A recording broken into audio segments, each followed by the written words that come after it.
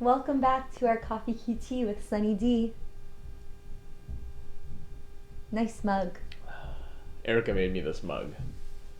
What are you going to read for me today?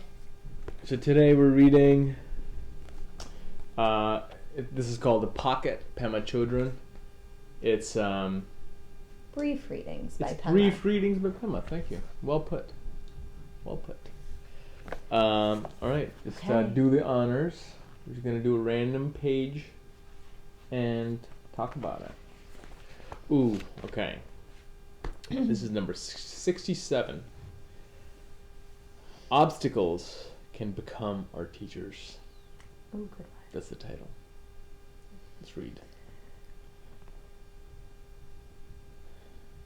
On the night on which he was to attain enlightenment, the Buddha sat under a tree. While he was sitting there, he was attacked by the forces of Mara, the Lord of Destruction. The story goes that they shot swords and arrows at him, and that their weapons turned into flowers. What does this story mean? My understanding of it is that we have habitually regard. My understanding of it is that we habitually regard is what we habitually regard as obstacles are not really our enemies, but rather our friends. What we call obstacles are really the way the world and our entire experience teach us where we're stuck. What may appear to be an arrow or a sword, we can actually experience as a flower. Whether we experience what happens to us as an obstacle, an enemy, or as... I'm going to read the sentence again. Whether we experience what happens to us as obstacle, an enemy, or as teacher and friend, depends entirely on our perception of reality. It depends on our relationship with ourselves. Thank you. That was a deep reading. I got tripped up in it. This sums up my love for Buddhism and spirituality. Turning arrows and daggers into flowers. Yes. I feel like this is very much suits you. And your perspective and how you approach things and engage things. Yeah.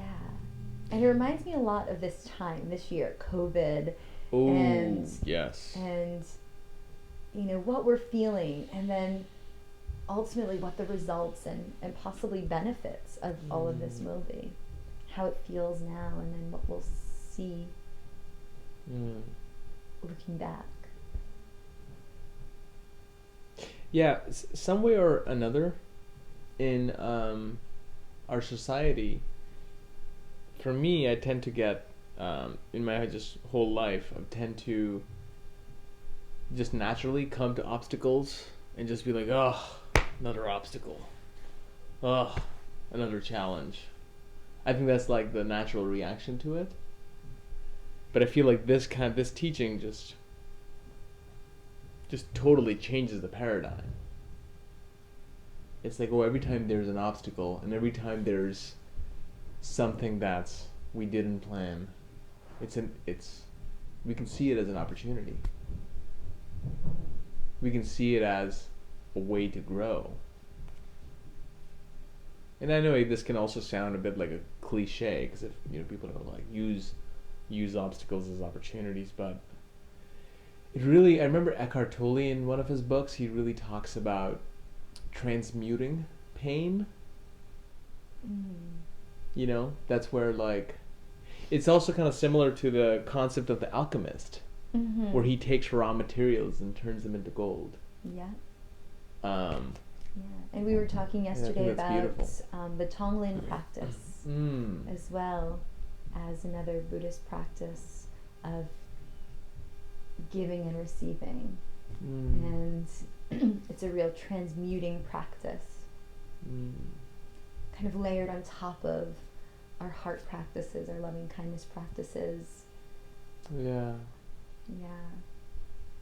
Yeah, sometimes also in the West we're like taught to, which is totally opposite of the Tonglen practice, we're taught to like breathe in all the good and breathe out all the bad. But the Tonglen practice is the exact opposite. Yeah. It's Take like in all of it. Good, bad, indifferent, ugly. And breathe out what? Resonate with it. Transform it. And it's real practice of opposites. So take in, you can create the opposite. It's not a direct opposite, but a lot of times it's the dark and then send out the light, or the hot and coolness, which are sometimes easy to perceive, or take in the sorrow, share joy.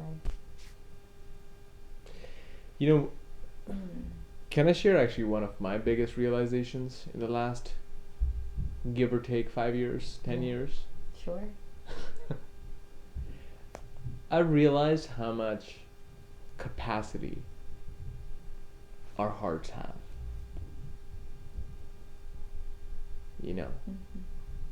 When things seem like they're the end, things seem like the world is just breaking apart, our hearts have such a great capacity to overcome things.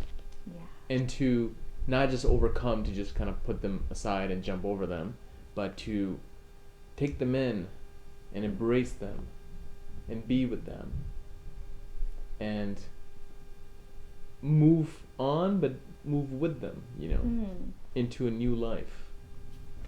Yeah. I feel like the biggest teachers for me have been breakups and death. Which is a breakup as well. Which is a breakup as well. And sometimes people say breakups feels like a death. Yeah. And I feel like those have been the biggest teachers, and yeah.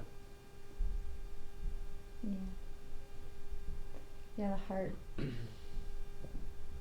endless capacity.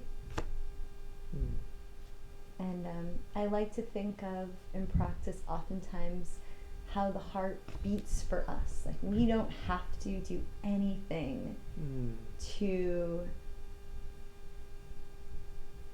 tell the heart to beat, to help the heart beat. And it's from the moment we're born, our heart beats for us and supports us from the inside as an internal support that's always there, always present, purifying everything that comes through it, making it new. Purifying. Yeah. And if we go back to actually sort of this Eastern thought, the chakra, the energy center of the heart, the anahata, literally means unstruck. So it's pure and perfect, like nothing can taint it.